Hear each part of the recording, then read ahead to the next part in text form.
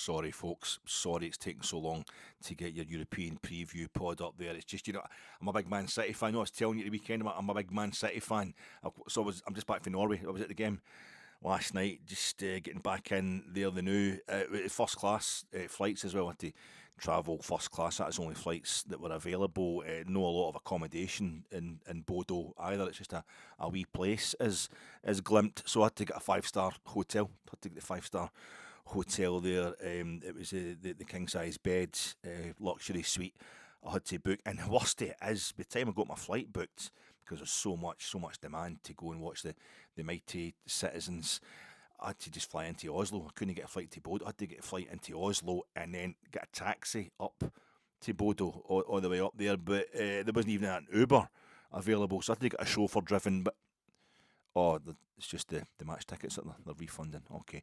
Well, in that case, how sickening is that? Of all the narcissistic garbage that you get from these Champions League big hitters, the properly bankrolled. If you think we're bankrolled, you should see how these clubs are bankrolled. All the narcissistic garbage that goes on. What an insult to Bodo Glimt, who've been doing the business in European football. Domestic football, it's a miracle what they're doing right now, what they've been doing for the last few years, Bodo Glimt. I got to the semi-final of the Europa League last season. That's insulting the hell out of the other European competitions and Bodo Glimt. We're going to refund you because it was so humiliating for us to lose 3-1 up there. What about your flipping captain, Ballon d'Or, getting himself sent off? I don't support Man City anyway. It's just funny, after saying at the weekend there, happened to mention that I saw a bit of the Manchester derby, and I went out my way to specify I don't have any particular affinity for any English team, nothing against or for particularly Man City or Man United. I just love the whole of the English scene. In come Man City and demonstrate everything that's wrong with it right now. They get beat fair and square. They get played off the park. A fantastic night for them. And this is European competition. Rangers are playing in European competition. We're playing the competition that's been insulted by Manchester City. We played in the final of this competition when it was called the UEFA Cup at Manchester City's home ground, so it's all relevant. But you see, the boy bangs in that third goal. What a goal! Takes Rodri to the cleaners, then curls it into the tap bin, and he goes up and he's psyched up. He's celebrating with it like that little stand, that little temporary stand they've got like shoved in the front of their kind of sports centre bar. It's got about 4 rows in it, but it's the first row is about 6 foot off the ground, and somebody's waving a scarf. He just kind of slaps the scarf and they drop it. And the guy who scored the first 2 goals for them, took Man City to pieces in the first half. He goes in, he picks up the scarf. There you go, pal. Gives it back up to the supporter. Man City, we're going to refund your tickets. The Man City fans that are sitting, they're up the other end of the ground. Only 374 of them, £25 a ticket. They reckon it's less than 10 grand. I mean, the first reserve goalkeeper for the Man City women's team gets paid that in a week. And it's so paid. What if you're going to start doing that line of that was such a humiliation for us. This Rodri, the Ballon d'Or, because he's just get done for the third goal they conceded. Even after Man City put a goal back, he's still raging. So he fouls the guy, then he fouls yellow card, quick second yellow. Wants out of there. He wants to get out of the place. Doesn't want to do it. Scored the winner when you won the Champions League, 2023. Why don't you reimburse everybody their tickets and their accommodation, like the 10 to 15,000 you had in the stadium in the Ataturk in Istanbul that night, and the 50,000 that probably just went along for the beer went to Istanbul. Refund him because he's insulted. Surely he's insulted the legacy of that night, that Champions League legacy you created that night. I thought it's absolutely, it's one of the worst instances of our pain means more than your victory. It was disgusting, absolutely disgusting, and it doesn't surprise me because we're in a green away kit, Man City. We're in a green away kit. Panathinaikos, the first club we played in Europe this season, the first competitive match we played this season at Ibrox. Panathinaikos with their famous, they had away kit on that night, but they got their kind of shamrock type badge as far as we see it. We played Ferencvaros, they're famously green and white, played in Budapest last time. We played in the last home game we're going to have this season, just the first home game was a team in green and white.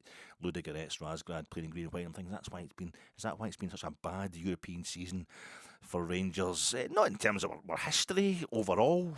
7 home games just in a European season. Used to be, when I was a lad, to get 7 home European games in one season, you'd had to have started in the preliminary round and definitely have got to the final. You have to semi-final, you win that, and probably one of the games you have to go to a replay, some sort of replay that I don't ever recall happening. You'd play the game again at home, and you would need to won the Cup Winners' Cup or the European Cup the previous season, so that you played the home leg when it was still home and away, the Super Cup match. You would play the home leg, even though it's not a proper European competition. That's the only way you would get 7 home games. No, it means you come up a bit short. 7 European home games in one season. You'd come up a bit short. That's not very good. Nobody's satisfied.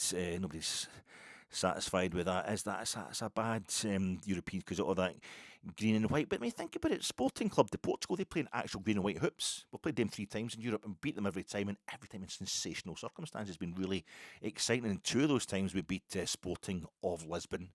We ended up in a European final. It was on our way to 2 of the 5 European finals that we've played in, and Celtic and Hibs, kind of front and centre of all were domestic successes, the record number of domestic successes we've had during the decades in Northern Ireland. I mean, Steve Davis, John McClellan, the players we've had that have played for Northern, Jimmy Nicholl, the players we've had that have played for Northern Ireland with great distinction. Is there a stauncher kit in the world than the Northern Ireland home kit, which is totally green? I mean, it has little flashes here and there, but it's all green. So no, this land of green, I'm going to stick up for it. I'm going to stick up for Greenland. I think we should all stick up for Greenland. But this, I suppose, if you think about it, it's been Polzenia. They played kind of blue and red, and Club Brugge blue and black, Genk blue and white, and we're playing Porto next week, blue and white. So it's been more blue than anything else this European season. How you doing, folks? This is your FATEC. We've been told that Rangers can only qualify in a technicality for the knockout stages of this season's Europa League groups. It's like technically they can qualify because the circumstances that would be required for Rangers to go through into the knockout stages of this season's Europa League are so extraordinary, so wild, just so bizarre and utterly unlikely that you're as well just to say that we're out. But did we not say this time last season, or a week on from this time last year, this time next Thursday, a week in Thursday when we were in Porto, this time last season when we were taking the field against Union Saint-Gilloise, only an amazingly ridiculous set of circumstances would see Rangers being able to finish in 8th place and grab one of the last automatic qualifying spots to go straight into the last 16 and miss out the knockout round. And it happened. And it did happen. So I'm not prepared to write it off. This is going to be our last home European game this season. Ludogorets Razgrad of Bulgaria at Ibrox preview pod coming to you in association with Jersnet. Check out Jersnet every Friday live on the Jersnet YouTube channel, 9 p.m, every Sunday 9:30 p.m. I'm sponsored by that, and sponsored by just trying to get to the point and returning to the basics of the format of your pods, Alec, because folk are just starting to wonder, is he riffing on an established kind of bass note format type thing, or is this just the way the guy talks? Absolute rabid nonsense. It's just rabid nonsense. I talk. My name's Alec Anderson. If Adolf Hitler flew in today, they'd send a limousine anyway. Joe Strummer's brother, he was in the National Front, wasn't he? It's a great song. Love that song. Love the stuff by The Clash. But if you're going to have a go at folk in button suits, I'm going to have to get you back sometime. Take that, Joe Strummer. That's the Clash's legacy. Thoroughly gone now that I've had a wee pop at it.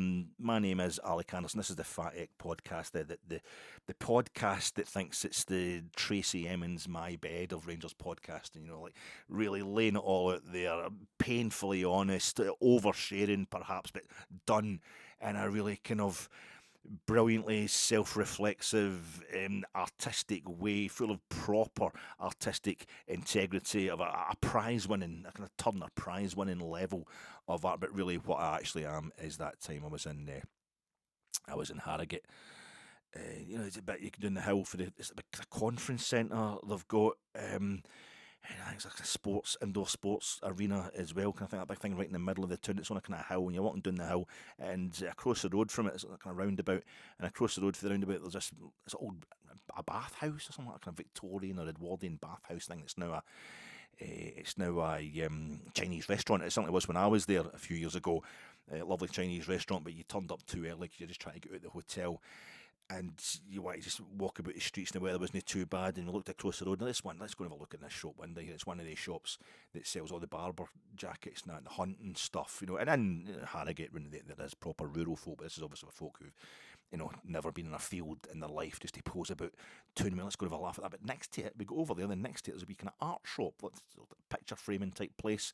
But they actually had art as well, as these like a mini gallery, as these places always are. And some of the pictures they had in the window were actually Ronnie Wood. It was the paintings by Ronnie Wood, of the Rolling Stones, the faces. Ronnie Wood, the guitarist, and it was like the stuff the Craze did. What was the one that was completely psychotic? Was that Reggie Cray? See their paintings that they did when they were inside. There's just nothing there. It was awful. And I think Ronnie Wood's thinking to himself, I am, and he is a guitarist, and a very good guitarist, and one of the greatest rock bands of all time.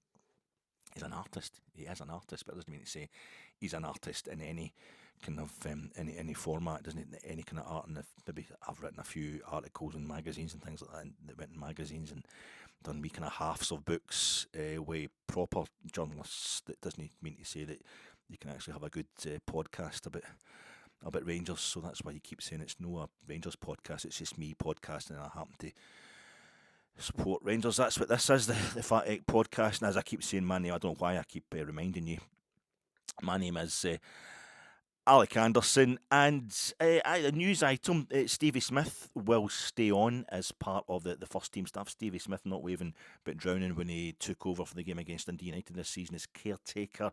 Was Kevin Muscat the candidate that we thought we were going to get at that point in time? I think it was. That was a Dundee United game, wasn't it? We drew 2 each. Another game where Razgrad scored an absolutely a cracking goal. Another game we failed to win in the league at the start of this, the horrendous start to this season. But we'll just wait. I think Steven Gerrard had already knocked us back, and we'd been through the Danny Röhl thing, and he had just packed it in, decided he wasn't interested, he was getting messed about. And I think we're on to Kevin Muscat by that point, were we? Or was it at the beginning? I can't remember in the exact stage of the season. But Stevie Smith has said he will be.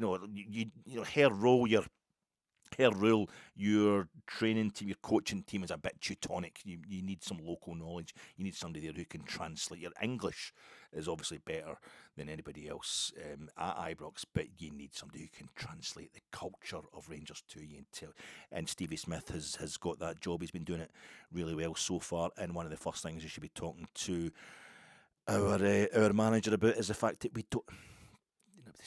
We can't have these kind of humiliations in this finishing a Europa League group stage without a single win. We can't. We've done this kind of stuff before, but it is a humiliation for us. And we've played in 5 European finals. Danny Röhl will know that, but I just want to make sure that everybody is up for this game as I am. I know they won't be. It isn't a must-game win for Rangers. A lot of Rangers fans have the attitude, and I'm worried that Danny Röhl might have the attitude as well, that because we are all but out of this competition, we are out of this competition, we're not going any further in this competition, that just let it go. Doesn't matter. We can just use this as a kind of almost a reserve game, a reserve team, maybe a warm-up game, so to speak, kind of thing. And I was trying to work out, he wasn't saying that. He was saying that he was up for it in his press conference today, Danny Röhl. I'm talking to you on Wednesday evening, but I was also getting hints that he might not be that bothered about the result. He is writing this off. He's definitely prioritising the league, and that's no better expressed to prioritise it than in the fact that it doesn't really matter about the coefficient if we don't win the league. He made that point in the presser. It doesn't really matter, this thing, the coefficient. If we could seal the automatic qualifying, the coefficient tally that would put us straight into the Champions League group stage if we win the league next season. Celtic win the league, Hearts win the league this season. Sorry. If they win the league this season, they will go straight into the playoff round of next season's Champions League. But because of our particular Rangers' personal 5-year coefficient, if we were to win the league, we would go straight into the Champions League group stage next season. And what a difference that would make to our summer, what a difference that would make to our, the planning when it comes to preparing for next season. It would cut down the number of games, be all or end all games, high pressure games we have to play at the beginning of the season. It would be absolutely massive, and for once it would let us benefit from occasionally flying the flag solo. That Saltile that was down the front of the Copeland Road on Friday night against Stranraer, I think that's us flying the flag for Scotland. And the getting through knockout rounds after post-group stage knockout rounds has been a Rangers thing for the last 5 or 6 seasons. So Nobody else has done it, but a few times it's been Celtic that's benefited from us dragging up Scotland's coefficient. It'd be nice for once, just if we finally win the league again. We would reap the benefits of our own, but it's only us that can do this in Scotland. But, and this is all explained, and you'll probably know it better yourself, that the whole kind of complicated scenario. I am quoting Scotland's Coefficient, the Twitter account, Scotland's Coefficient, the Blue Sky account, the chap Scotland's Coefficient. I don't know his actual name.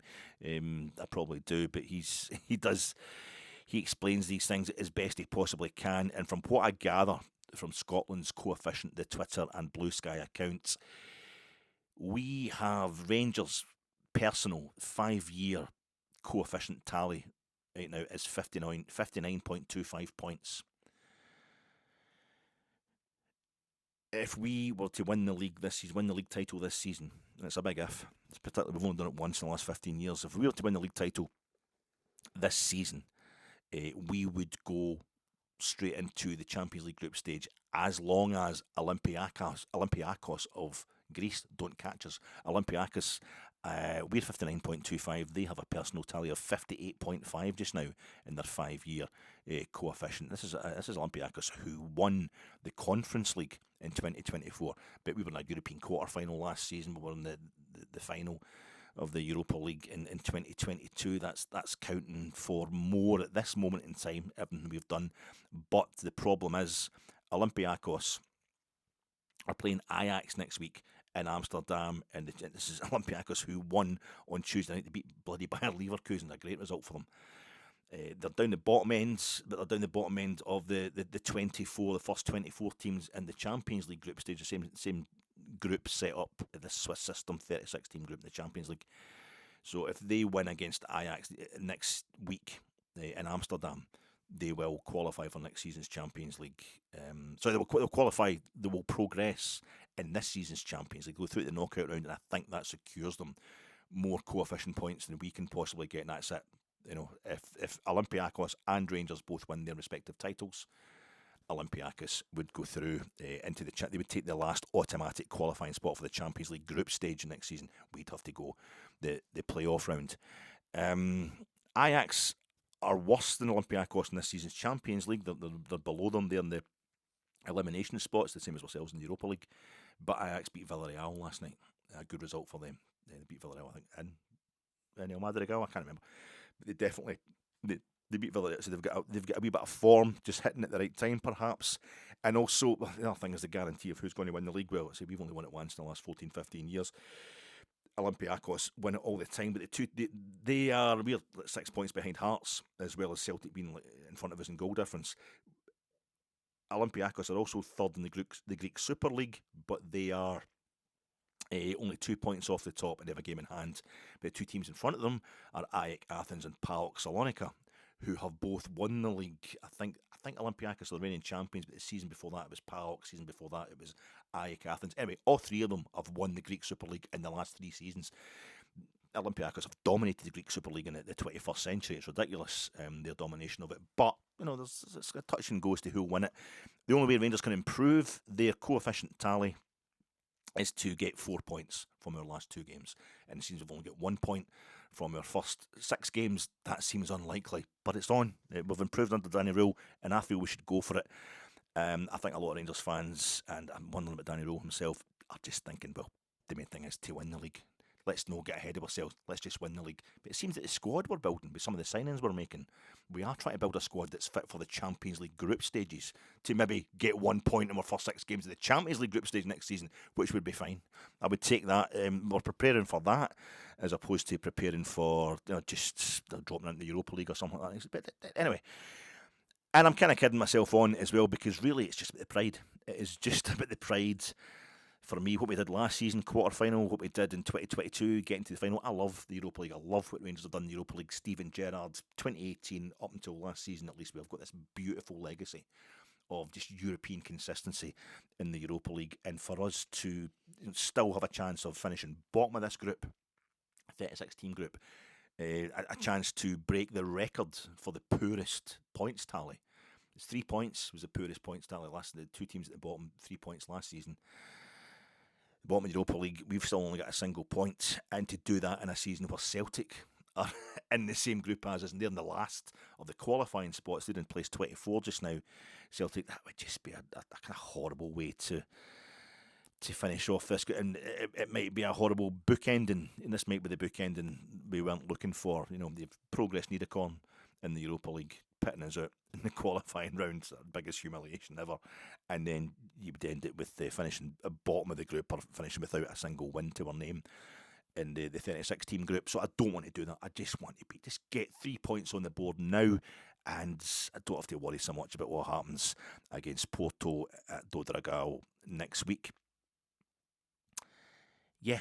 Queen's Park took Seb Drozd, the guy's name. I don't know how you pronounce his surname. I've probably, emotionally, I've blanked out how you pronounce his name, because he scored the only goal for Queen's Park when they put us out the 5th round of the Scottish Cup at Ibrox last season. A total humiliation for us, and they took him off in the 119th minute last night because it was going to penalties against Stranraer at Stair Park to see who was going to play Rangers in the 5th round of the Scottish Cup this season. I was fancying Stranraer to, of League Two, to beat Championship Queen's Park, do a bit of a shock on them before they could come back and do another shock on Rangers, on the Spiders. It went to a penalty shootout, and they took Seb Drozd off, obviously not fancied from the penalty spot, and I watched it live, the penalty shootout, while I was uploading last night's podcast. I watched it live by refreshing the score on the BBC Sports website. I couldn't find live commentary anywhere, but it was 4-3 to Queen's Park, then it went 4 each. This was on the penalties, 5 each, 6-5. The game itself finished 1 each.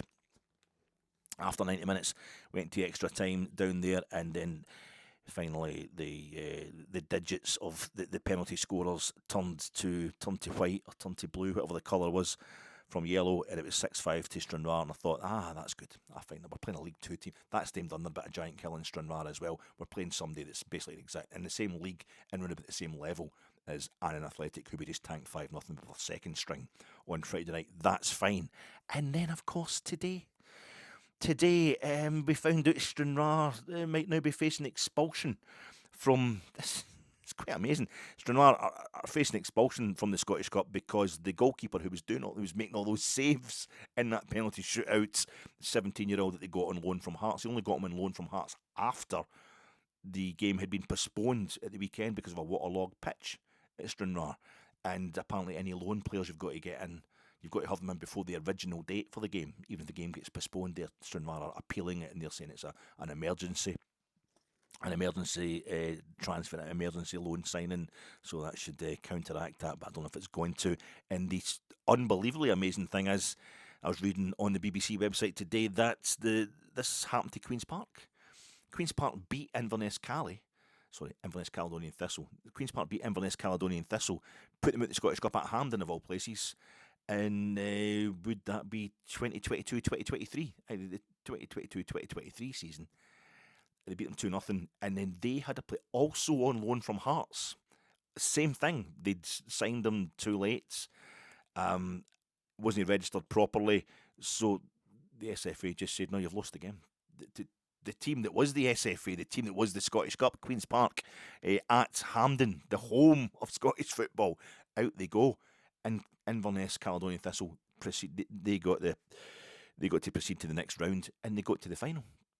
Celtic beat them in the final. Remember, Celtic beat us in the semi-final, and we're all like, that semi-final against Celtic, Michael Beale was the manager, whoever wins this has won the cup, because they're facing Inverness Caledonian Thistle in the final at a low ebb. Well, we thought that was the lowest ebb Caledonian Thistle were going to be at. It's got a bit worse since then, but quite an amazing thing this is happening. So it's still Queen's Park or Stranraer that we're going to get in the Scottish Cup, but it's quite a thing for Queen's Park to have seemed to have last night done it at Stranraer, suffer, totally ruin the legacy of beating us in the Scottish Cup last season. The very following season, they've suffered a kind of shock result themselves, getting beat by a minnow, and that's a bit like ourselves. The last time we played a Bulgarian side in Europe, this is the first Bulgarian side since we played Levski Sofia in the qualifying rounds for the 93-94 Champions League group stage, us having got to within a goal of the final in the very first official Champions League season, 1992-1993. And I remember being at the game, and I've got the tickets here. I remember my mate coming in to my work, because we're all still kind of basically students at that point in time. It's 33 years ago, basically. That's, I don't know if you can see that there. It's £15 a ticket. I ended up, my mate came in at lunchtime. I'd asked him to go and get a ticket for the two of us, and he came in. £15 a ticket to him was really expensive. It's Champions League prices before we even got into the group stage. And somebody says, "Oh, yeah, there's a guy at the reception wants to see." He says, "That's my mate," and he's got, "I've just been to Ibrox to get tickets. I can't afford this. You need to pay for both the tickets." This is like, I think my sister wants to go, so I gave Alan the money for his ticket, and off we went. Just to expect to see a routine win. Levski Sofia, who the hell are they? We nearly got to the final last season, and it was 2-0 up. Dave McPherson. This is the first leg at Ibrox. I think it was the second qualifying round. I think we had another round to go through before we'd be in the group stage again. But Bulgarian opposition, still, this is the start of the 90s, when the whole kind of communist thing, the legacy hasn't completely collapsed, the footballing establishments and what have you. But we were 2-0 up. I think Dave McPherson and Mark Haitley scored, and then they pulled one back in the second half, but we went straight back up the park and made it 3-1. That's fine. It's going to be, we're fine. We're going 2-0 up for the first. Now, it was the days of the away goals rule, and then this guy called Nikolai Todorov, he scored, with about 8 minutes to go or something. We couldn't get back 2 goals in front again. Bit of a downer. I'd literally just gone back to uni as a mature student to do my woodwork O level. And so I had to go to Freshers Week. I was like 23, 24-year-old, and I was going to Freshers Week just to. So I'm drinking with like PhD students and stuff like just older folk in the beer bar and all that at Glasgow Uni, and this is the night of the second leg over in Sofia. So I got absolutely wrecked, and the beer bar doesn't have any TV screens in it. It's in the GU. It was on that night. I got absolutely gutted. I think I managed to grab the last train home in the days before mobile phones, and I was still staying at my mum and dad's. So I crashed out there, woke up the next day to go back up for more kind of boozing and socialising, and I just shoved on. I shoved on the telly in my wee portable telly, and I'm just like, shove it on to see what's happening. And it was the Scottish news, the 2 minutes of the Scottish news segment on breakfast television, and it showed you Ian Durrant making it 1 each on the night in the Vasily Levski Stadium, the national stadium in Bulgaria, absolutely packed. I'm like, that's it. I think we did the blue. Did we have the blue and orange? I don't really want to watch it back. I think we had the blue and orange away kit on with the stripes. I thought, 1 each, that's fine. We're through it, and then it's the last kick of the ball was one of the greatest kicks any Bulgarian has ever applied to a ball. The 90th minute, and Nikolai Todorov scored from I think somewhere in probably the town of Razgrad. It was quite far out, and it went straight into the top corner. It was an absolutely amazing goal they scored, and that was us out on the away goals rule. We'd only scored 1 away goal. They managed 2, and that was my first taste of Bulgarian football. The following season, sorry, not the following season, but a few years later, Euro 96. We went into Euro 96, and the first game I saw at Euro 96, my mate and I, was Bulgaria. The Bulgaria of Christos Stoichkov playing the Romania of Gheorghe Hagi at St James's Park, Newcastle, and Stoichkov scored the only goal of the game. Bulgaria won 1-0, and I just remember we got these digs in Newcastle, and we're walking for them to the ground in the day of the game, and there's all these Bulgarian fans like, Bulgari Lunatic, Bulgari Lunatic. They're all like 50, 60 years old, no women and blokes.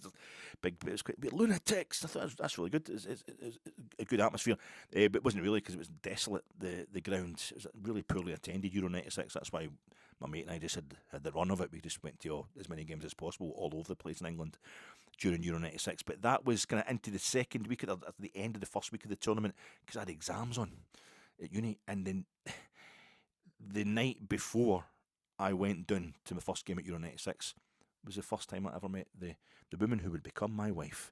So, like, a desolate game between 2 crumbling communist nations at a really poorly attended venue in the northeast. I think that probably sums up our marriage, really. So that no Bulgarian side has ever reached a European final. No Bulgarian club side has ever reached a European final. And Rangers had a direct influence on that. The very first time, and the only other time, other than Levski Sofia, that we have played a Bulgarian club. And that was Slavia Sofia. It's the old capital derby. It's the oldest derby, the big derby, the kind of old firm derby, if you like, of Bulgaria, is Slavia Sofia and Levski Sofia. And we played Slavia in the semi-finals of the 66-67 Cup Winners' Cup when Gerd Muller scoring 4 goals across the 2 games against Standard Liège, I think it was, for Bayern. In the other semi-final, we are winning 1-0. And again, in the Vasily Levski Stadium, moved it to the National Stadium. Vasily Levski, the national hero of the Rob Roy McGregor of Bulgaria. David Wilson scored the only goal of the game there, beat them 1-0, then brought them back to Ibrox, and I think it was Willie Henderson. Great European pedigree, these guys, absolute legends. He scored the only goal of the game at Ibrox, so we beat them home and away, and home, and stopped them getting to the final. So this is only the 3rd time we're playing Bulgarian opposition in Europe. It's quite amazing that. And the first time we played Bulgarian opposition, it was the penultimate game. It was on the way to our 2nd European Cup Winners' Cup final. The first time we played, the only previous time we played Hungarian opposition, it was also Ferencváros. And the last time as well, it was the only other time we'd played any Hungarian side in Europe. Incredible. Was Ferencváros the first time we played them, and that was back the first game we played en route to our first Cup Winners' Cup final in 1960-61. So I don't know what that's got to do with Bulgarian teams, but this is us playing. See, Levski Sofia and Slavia Sofia is the kind of old firm of Bulgaria, but the new firm isn't 2 clubs. It's just this very, very commercial, very much a firm. Ludogorets Razgrad, FC Antibiotic, they used to be called back in the day. They were formed in 1945, a merger between a lot of rural club teams. And now Ludogorets, Razgrad's the town. I think it's got a population of less than 30,000. Ludogorets means from the Ludogorets, I think the Ludogorets area. It's like, I don't know, Pfeiffer's Methyl. If that was the name for it was Pfeiffer's Methyl. You're taking the name of the county and then the name of the town. But they started off, they get merged. A bunch of wee teams get merged together, and this is the whole thing. There's HITC sevens. HITC sevens, a lot of really good, much better than this, properly edited, get graphics and everything. Videos on YouTube, football-based stuff, and he did one about Ludogorets Razgrad, which was called The Most Hated Club in Bulgaria. So check that out. I'll maybe put the link up. It's a few years ago he put that up there, but it's still all very relevant. It's a good kind of quick ready reckoner on what's going on, what Ludogorets are all about, because they have just won every single league title for the last 14 years. They're going for 15 in a row, and yet, in 2010 they were struggling to get out the 3rd division in Bulgaria. They've been bought over. So they became, in 1997, I think they went out of business a few times, the club in there, because it's Sofia was it's a capital city, the most populous area of Bulgaria, whereas Razgrad is in this area called Ludogorets, up in the kind of northeast, or the northeast of Bulgaria, very rural, and just suddenly they've got their grounds only got a capacity of just over 10,000.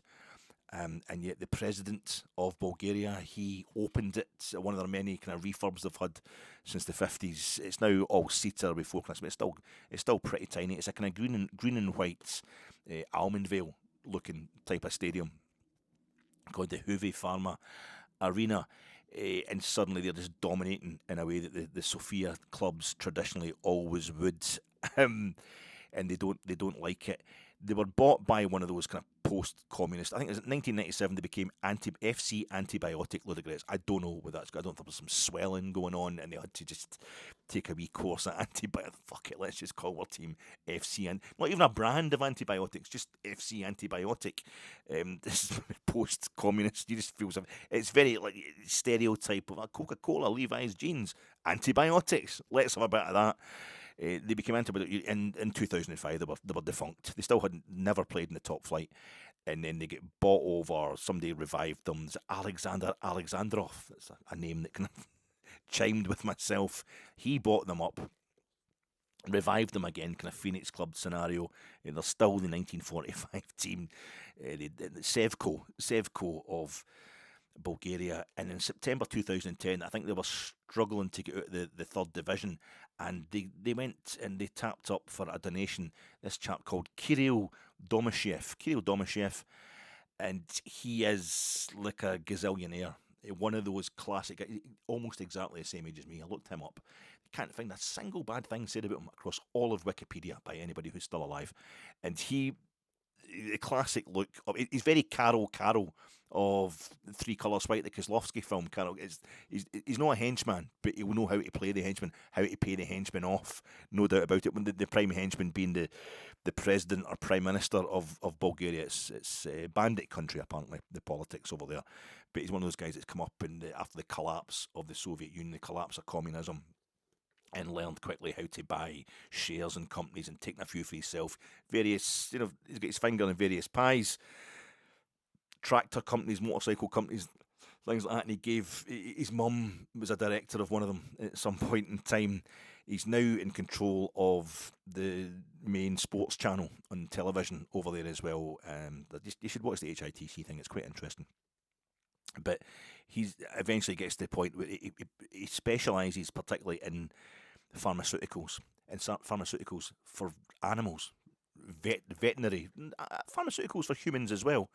And his company is called Huvi Pharma, which I'm thinking is some sort of, I don't know, portmanteau word type thing. But it's like who must be for humans, V I think it's for veterinarian, and the pharma, obviously that's self-explanatory, that's for the pharmaceuticals. But it's a Huv Pharma Arena. That's his company, which got €100 million grant from the EU back in the day for all the kind of great work of the research they were doing. Meantime, I think he's a bit like Polly in Goodfellas, where the guy that runs a kind of restaurant, bar type place says to him, "Look, you got to come in and help me with this. I'm losing money." And that's the worst thing he could possibly have done. The Ludogorets have done the same thing. They've gone to this guy again once they get promotion into the second division, where they usually played their football for most of their history, and said, "Why don't you help us get up into the top flight?" And he's like, "That's fine, as long as I can own the entire club." And they got promoted. And they have won absolutely everything in Bulgaria ever from the very moment they were the second tier side until 2011-12, and in their first 2011-12 was their first season in the top flight. They won the double and they've won the league, sometimes the double, every season since. They've won the league every season since, 14 in a row, one more to go. They kill club presidents, and it's a bit of a corruption-riddled country, Bulgaria, unfortunately. And they kill presidents of the club. That's been something that's been happening across the years. It's a dodgy thing to be the president of a football club. They're getting shot all the time. The gangsterism, the organised crime's a big thing over there. They Ludogorets bought up the biggest players of their rivals, getting a few foreign stars that are absolutely hated. It just looks like a kind of sports washing what he's doing with Ludogorets Razgrad, but they themselves say, well, it's just because we're more organised, we're better run than the Sofia clubs, the traditionally bigger clubs. But it's a hell of a thing. 2010-11, they were in the Bulgarian second division. 2014-15, they were visiting Anfield and the Bernabeu in the Champions League group stages. 2013-14, in between times, they won the Europa League group. That would be their second season in European competition. They won the Europa League group, and they went out in the last 16 to Valencia after beating Lazio in the previous knockout round, the last 32. That's the furthest they've ever got in Europe, last 16 in the Europa League, but they keep coming back for more. I think Milan put them out, AC Milan, the round of 32 in the 2017-18 Europa League. They've played Conference League, they've played Champions League, and most often of all, they've played Europa League group stages. They played the group stage of all three of the current European club competitions, and sometimes they finish bottom, sometimes they finish in the qualifying spots. Last season's Europa League, they finished 33rd out of the 36 teams. They were in the same group as us, didn't come up against them in the Europa League last season. In the same competition, there's only one group now, and they finished 33rd, the spot we're in right now. They were on 4 points. They finished on 4 points last season, which we scoffed at. Imagine only getting 4 points in last season's Europa League group stage. It was all draws, didn't win a single game, as we finished 8th, the other end of the table. Dynamo Kiev, Nice and Karabag all finished below Ludogorets last season, but Nice and Karabag were on 3 points, and Nice and Ludogorets finished with 0 wins. They're the only two teams, not to have completed the Swiss format group stage of the Europa League without winning a single game. I don't want us to join them. Nice still haven't won a game this season either. And in their last game, they're playing Ludogorets Razgrad. There's no way Nice can go 2 full seasons, eight group games per season in the Europa League without winning a single game. So I don't want to be going to Porto next week hoping to get our first win of the competition. I want to do it against Ludogorets because they're on a winter break just now. They're third. They're struggling to win the title this season comparatively. They're only third in the Bulgarian league, and they're in the middle of their winter break. They're doing some winter sun training. They played a couple of friendlies and all that, but surely we're a bit sharper than them. Surely we've got a bit of an edge on them in that respect, although they are battle-hardened after a really long season. They played in the first Champions League. They play in Europe every season. They're quite intensely involved in Europe every season, Ludogorets. You'll have seen them. You're watching. It's impossible to avoid them in the last decade, watching the highlights of European games on telly. But they played the very first qualifying round of the Champions League this season. The first qualifying round of the Champions League. They beat Dinamo Minsk 3-2 in aggregate. And the away leg in Belarus went to extra time. The second leg was in Belarus. It went to extra time, and they came out winners in that tie. And in the second qualifying round of the Champions League, they beat Rijeka of Croatia. That's a good scalp, a good level. They won 3-1 in aggregate, but the home leg of that one was the second leg, Ludogorets, and that went to extra time as well. Third qualifying round of the Champions League, they got scalped 3-0 in Budapest by Ferencváros, by Robbie Keane's Ferencváros. They drew 0-0 with them in Bulgaria. That was it. Out they went. They dropped into the playoff round of the coefficient for Bulgaria as a whole is so bad. Say Bulgaria, great, never reached a European final in any Bulgarian club. We remember them from the 1994 World Cup. Jordan Lechkov, the baldy fella in that, putting Germany, Betty Vogt's Germany out in the quarter final. In the USA, taking a bit of a footballing lesson in the semi-final, and one of the most brutally brilliant, incisive 20 minutes of football from Italy I've ever seen in my life in the semi-final. Italy, 2 goals for Baggio, but then Bulgaria, Italy administered the result after that in the rest of the semi-final in the Meadowlands, New York. But out they went in the semi-final, and they lost. Henrik Larsson scored, but they lost to Sweden in I think the Rose Bowl in the third, fourth place playoff. They finished 4th at World Cup. And then saw them at Euro 96, but in the club scene, it's never really been reflected, that kind of success, and it just plummeted ever since, got worse and worse. So the coefficient isn't very good, so they have to keep going through. Bulgaria's coefficient isn't very good, so they have to keep going through all these hoops at the beginning of the season to get into a group stage. So they're battle-hardened buggers, Ludogorets. They have won 2, the group games so far, the 6 group games, they've won 2, drawn 1 and lost 3, so they're on 7 points compared to our 1. They played Malmo, they beat Malmo away from home, but Malmo have got a terrible home record. We beat Malmo away from home in our first ever Swiss-style Europa League group stage game. They beat them 2-1, they were 2-0 up, and the guy to watch, Petar Stanic, young, I think he's 24 years old or something. Serbian, number 14 he wears. I think he's the 10 for them. He's the top scorer in the Europa League group stage by 2 clear goals. He's got 6 goals in the across the 6 group games so far. Wears number 14, right-footed, sensational. He scores a penalty, right foot across himself into the bottom left-hand corner for the first goal. And what was the second goal they scored? I can't remember what it was like, but they were 2-0 up. Malmo pulled one back, but they won over there in Malmo. The second game was Real Betis in Razgrad in Bulgaria. They lost that 2-0. They're away to Young Boys Bern. The Vankdorf was absolutely desolate, but they score first, and it's a cracking goal from Petar Stanic, number 14. He's the guy to watch tomorrow night. He's the guy to buy. Rangers should go there. It's the land of brown envelopes, I think, Bulgarian football. So we should go there. And that's a token of our respect, just for your inconvenience. Is Mr. Stanic in? Can we talk to him? Have a wee approach for him, I think. But he puts him 1-0 up. A cracking goal from the edge of the box. Very, very tidy feet. Got to watch him. And then they're 3-1 down by the time he gets to injury time. Young Boys just come back at them. They've got a very ropey defence. a slightly porous defence, only slightly more porous than ours has been, it has to be said, but they do have a porous defence. And they're 3-1 down, it goes into injury time. And Jordanov hits this goal from 25 yards. They can score quite spectacular goals, 25 yards out, bang. Top bin, great goal. Consolation, they lose that game 3-2. Then they away to Ferencváros. They've played Ferencváros twice this season. They go back to Budapest. They lose this one 3-1. So they've lost 3-0 and 3-1 in Budapest to Ferencváros. We only lost 2-1. If you can judge anything by that. We only lost 2-1 at the same venue against the same team. Again, they were 2-0 down, and that one of the goals was a defensive calamity. They're all over the place. And then Son, he pulled it back to 2-1 with an absolutely beautiful goal. Some of their goals are really lovely, kind of 1-2, little back heels going, and he curls it in from the edge of the box.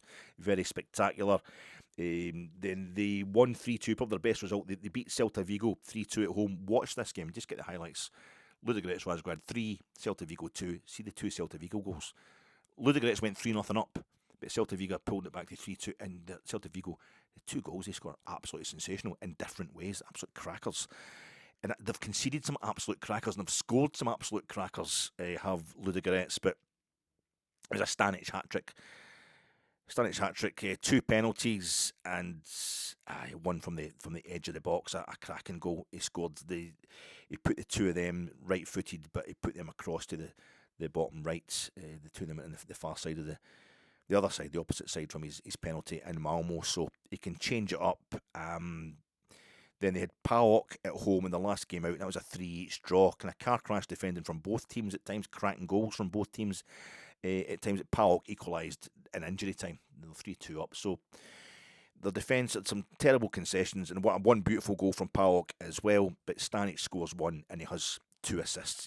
He's the guy to what. He's like on the form this season that Tav was on for us, and the season we got to the final in Seville, even though he's playing a different position. They've got their top scorer for the season was a guy called Ivailo Chochev. He was scoring a few goals in the preliminary rounds. They're trying to get into the Champions League group stages. I think he's only maybe scored one goal in this Europa League group stage. He's Bulgarian. He wears number 18, but he's the top scorer for all competitions, 15 goals this season. And Vidal, number 11, you've got to watch him. He won, I think, all 3 penalties that they've scored. 4 penalties. He's won a few penalties by being very, very pacey, and he goes down the box. So they've scored 11 goals, which is we've only scored 3. We've only scored 3 goals in this. The 6 group games, they've scored 11 goals so far. They've conceded 14 against the 11 that we've conceded in the 6 group games so far. But it could be a bit of a goal fest. The only thing I would say is that their biggest home crowd this season is less than 7,000. It's 6,000 something. And all the games I'll watch the highlights. Like the Wankdorf in Bern was totally desolate. I think it's only Ferencváros, only the Budapest, the Frades ground, where they've come up against a kind of packed house, a big crowd, and they've crumbled there. So I don't know, maybe it's not going to be a sellout tomorrow night by any manner of means. Sorry, tonight if you're watching this on Thursday. But if the better the atmosphere, maybe just a big stadium in itself might be enough to freak them out. Danny Röhl's pre-match pressure on Wednesday ahead of this game against Ludogorets. He was in a really good mood. He was cracking the jokes and all that. He was pretty chilled out. He knows Ludogorets' shape, how they play, and generally how they'll go kind of 4-4-2. They'll go deep if they're up against it. He's ready to go. We haven't got a win yet. He mentioned that, and I was all the time just trying to suss out how psyched he is. Is he dismissing this game? And he kept saying, well, we've got to win the league. And he mentioned, we've got to win the league before we worry about the coefficient. We're getting into the Champions League next season. It's a moot point if we don't win the actual league, and his focus seems to be on the SPFL Premiership, which is his job, I would imagine. He said he wants a first win in the group. He's very aware that we haven't won a group game yet. He wants a first win. And the thing is, although Danny Röhl has been part of the coaching team that won the Champions League with Bayern in 2020, he likes to win things in empty stadiums too. He's not actually won a European game in his own right as manager. And the Sheffield Wednesday were in trouble in the European places when he was at Sheffield Wednesday. They were struggling to get in to stay in the Championship, never mind get into Europe. But it's going to become a thing. It's one of the things that could get attached to him next season. It could be the doubt he's never won a European game in charge of Rangers. I want that done and dusted by the end of play on Thursday, really, if I'm going to be honest. But he's not in any way phased because he's a cool guy. But he wants to maintain our good momentum, the good vibe just now. He knows that winning is part of that, and he wants to get a first win in the group stage. He did this thing. He likes to, obviously, he likes, simultaneously with the one game at a time patter, he also likes to do blocks of games, approach the blocks. And he was talking about 8 games in 4 weeks, which I found hard to break because we've got Scottish Cup games and all that. We've got Porto next week. But we've got, in the space of a month, that we start half February away to Hibs, and the first day of March, we're at home to Celtic, and we've got Motherwell away and Hearts at home in between times. I couldn't quite make how he was breaking up the 8 games, or he's referring to 8 particular games, maybe I don't know, but he wants to be in as good a position after that, as good a position possible after that next block of games that he's obviously attacking in his mind.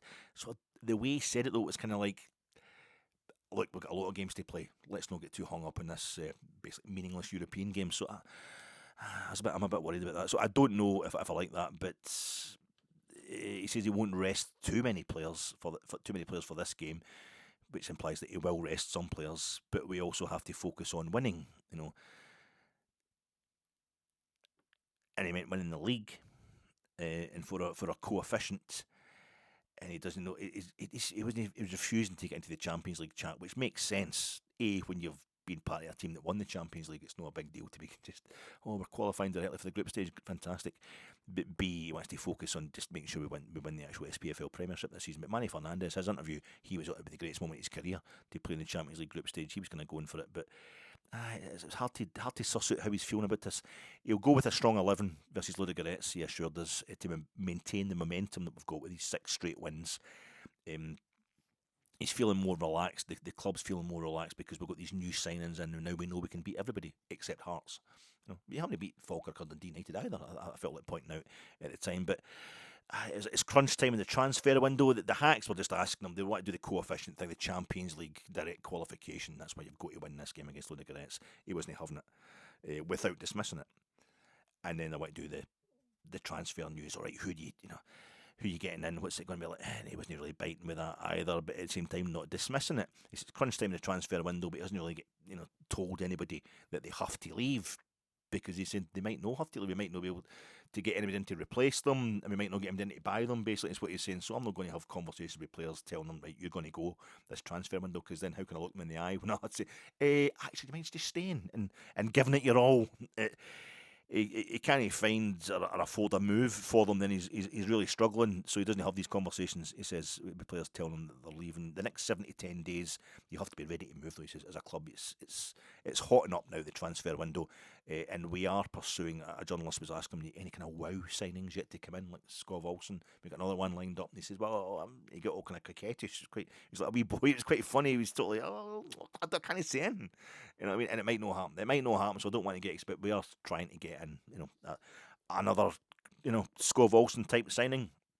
And just before we could get in a good mood about that, John Souttar's going to be out for the next 2 games. He's not going to play against Ludogorets. He's not going to play against Dundee. He's going to be back in training on Monday, though. They had a wee scan or whatever. They thought it was going to be worse than that, so he's kind of relieved. But that's a miss for us.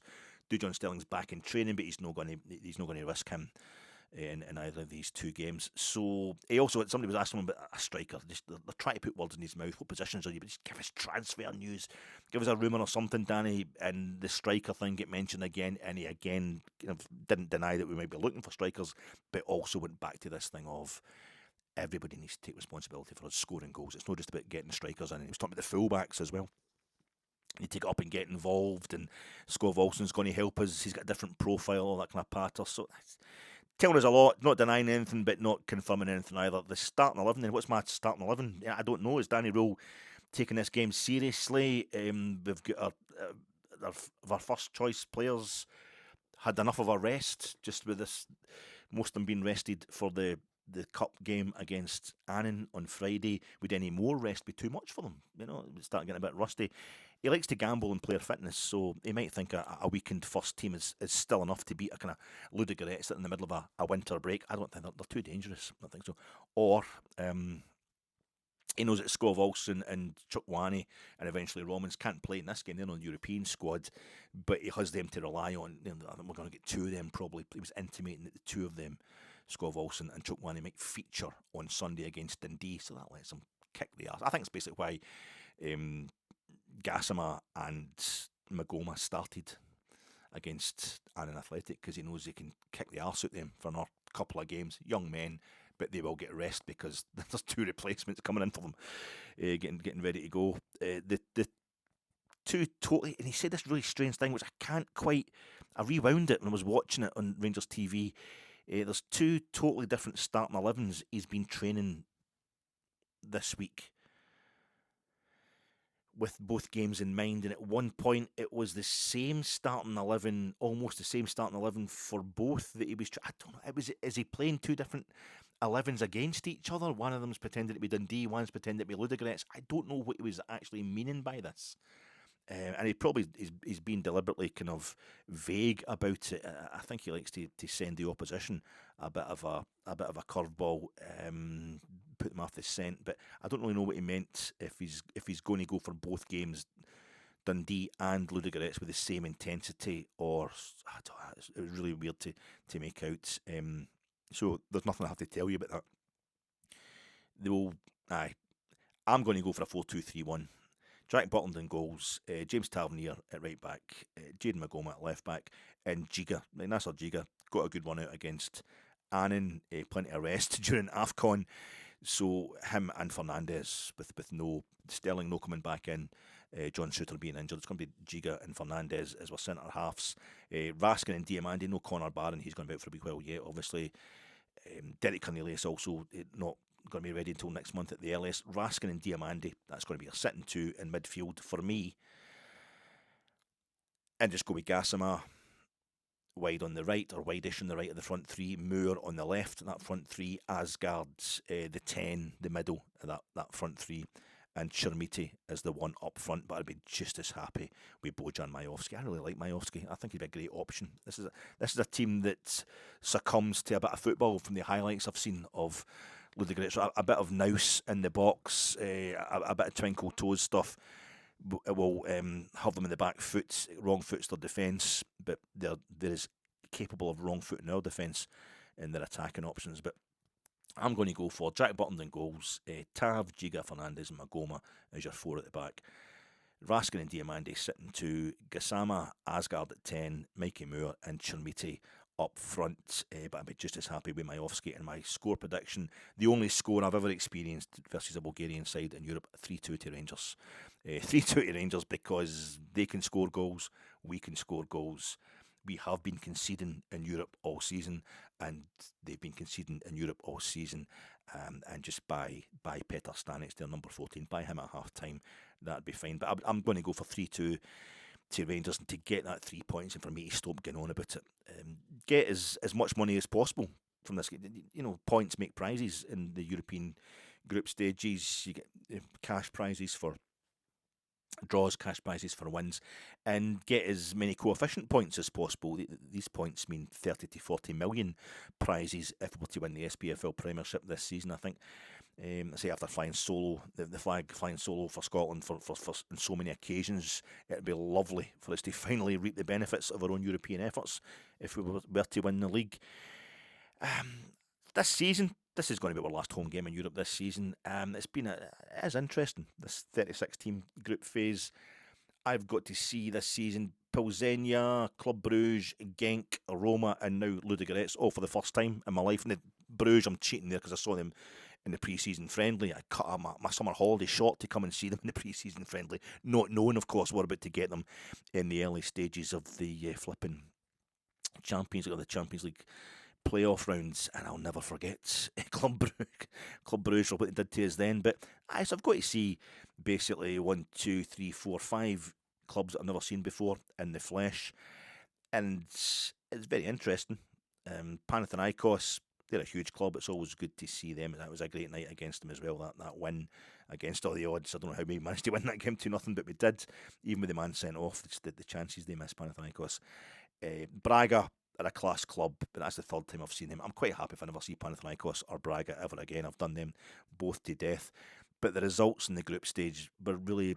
It almost made the home game against Club Brugge, where they were 3-0 up in 20 minutes, and we thought they were going to win this game 10-0. And they won 9-1 in aggregate eventually, but and the same experience in the second leg, thinking they're going to win this game 10-0. But that was almost more alive, more interesting than what's been happening in the Europa League group stage, the competition that we love so much, but usually so good at. It's just been moribund. It's been cold. It's been empty. The game against Genk just was horrible. Roma, nothing happened, and we're glad nothing happened. They beat us easily, and we've learned a lesson from them about the physicality of the players that we need to bring in. But it was the most kind of mooted version of Rangers finally playing a Roman club that I could possibly imagine. It's been a kind of barren, cold experience, the Europa League this season, because we're used to experiencing so much positivity in this tournament. We've got 1 point from this group, 0 wins. We're in the 30s in terms of the places. We can still finish bottom of the group. Get this game won, Rangers. Just get Ludogorets Razgrad beaten. Play for the jersey in the truest sense, get us up into the last of the 20s, like 29th place, 28th place. That'd be absolutely fine. Just get a game won in this group stage and keep the kind of recent good momentum going on all fronts. To the point where we can just kind of walk in. Our game against Dundee, automatically, if we win that, it would mean we're automatically going to gain points on one of the other two clubs in the title race, because they're playing each other at the weekend as well, Hearts and Celtic. So keep the feel-good feeling going into that game against Dundee, Ibrox in the league on Sunday. Since going back and getting back into the top flights, we've used Europe as a way to prove who we are. I think almost remind ourselves who we are, because we've been underachieving domestically. Celtic have had a kind of Ludogorets Razgrad type grip on the domestic honours in Scotland since we come back into the top flight in 2016. So we used Europe as a way to show a way to still be the premier club in Scotland in one sense, and to bring glory to the club. It's a legacy. We've done that mostly through the Europa League, and it's a legacy we can't ruin, but we can really damage if we finish this group without a win. So before the 49ers money and Danny Röhl's kind of pragmatic genius has us hoovering up success this season or next, let's for one last time engage in a bit of damage limitation, because that's been the real story of this season, hasn't it? Particularly in Europe. Talk to you soon, troops.